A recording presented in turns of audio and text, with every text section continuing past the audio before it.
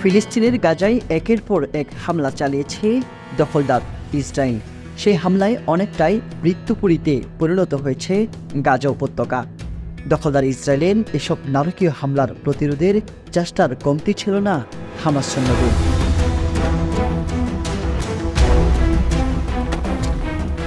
এদিকে তাদের সাথে একাত্মতা প্রকাশ করে ইয়েমেন হুতি গোষ্ঠী বেশ কয়েকবার ইসরায়েলে হামলাও চালিয়েছে তারা, কিন্তু এবার সব হামলার রেকর্ড ভেঙে ইতিহাস রচনা করেছে এই সশস্ত্র গোষ্ঠীটি।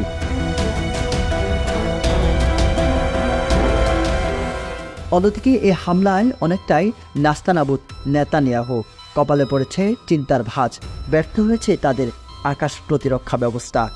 ইয়েমেনের হুতি বিদ্রোহীদের ছোড়া ক্ষেপণাস্ত্র প্রথমবারের মতো ইসরায়েলের মধ্যাঞ্চলে পৌঁছাতে পেরেছে। গতকাল রোববার ক্ষেপণাস্ত্রটি ছোড়া হয়। এই ঘটনার প্রতিক্রিয়ায় ইসরায়েলের প্রধানমন্ত্রী বেনিয়ামিন নেতানিয়াহু বলেছেন, এর জন্য ইরান সমর্থিত হুতিদের চড়া মূল্য দিতে হবে।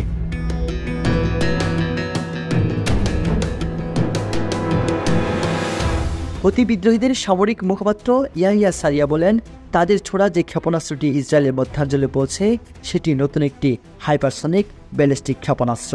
2040 কিলোমিটার দূরত্বে ওই লক্ষ্যে পৌঁছাতে সময় লেগেছে মাত্র 11.5 মিনিট।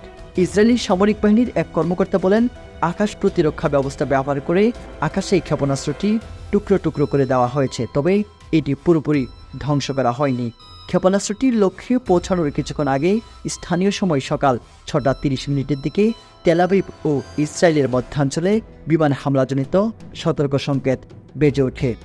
সেখানকার বাসিন্দারা তখন দ্রুত নিরাপদে আশ্রয়ে চলে যান। কিছুক্ষণ পর এক বিকট শব্দ শোনা যায়। ক্ষেপণাস্ত্রটির টুকরো টুকরো অংশগুলো জমি ও পাশের একটি রেল স্টেশনে পড়েছে। এই ঘটনায় সরাসরি কোনো হতাহতের ঘটনা ঘটেনি, তবে তড়িঘড়ি করে নিরাপদ আশ্রয়ে যাওয়ার সময় 9 জন হালকা আঘাত পেয়েছেন।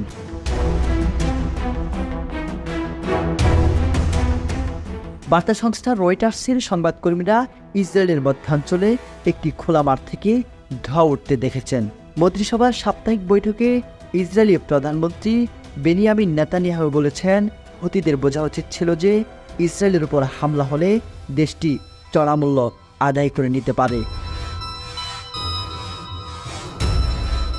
গত বছরের অক্টোবরে গাজায় যুদ্ধ শুরুর পর থেকে হুতি বিদ্রোহীরা ইসরায়েলকে লক্ষ্য করে বরাবরই ড্রোন ও ক্ষেপণাস্ত্র ছড়েছে। ফিলিস্তিনের সঙ্গে একাত্মতা প্রকাশ করে এসব হামলা চালানো হচ্ছে বলে দাবি সশস্ত্র গোষ্ঠীটির।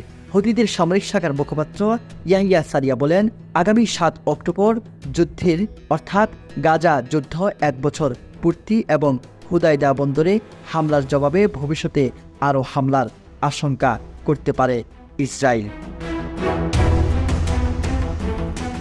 এদিকে গত কয়েকদিন আগে পশ্চিম তীর ও জর্ডান সীমান্তের একটি ক্রসিংয়ে বন্দুকধারী হামাস যোদ্ধাদের গুলিতে 3 ইসরায়েলি সীমান্তরক্ষী নিহত হয়েছেন বলে খবর পাওয়া গেছে। রহমতুল্লাহ, SATV ডিজিটাল।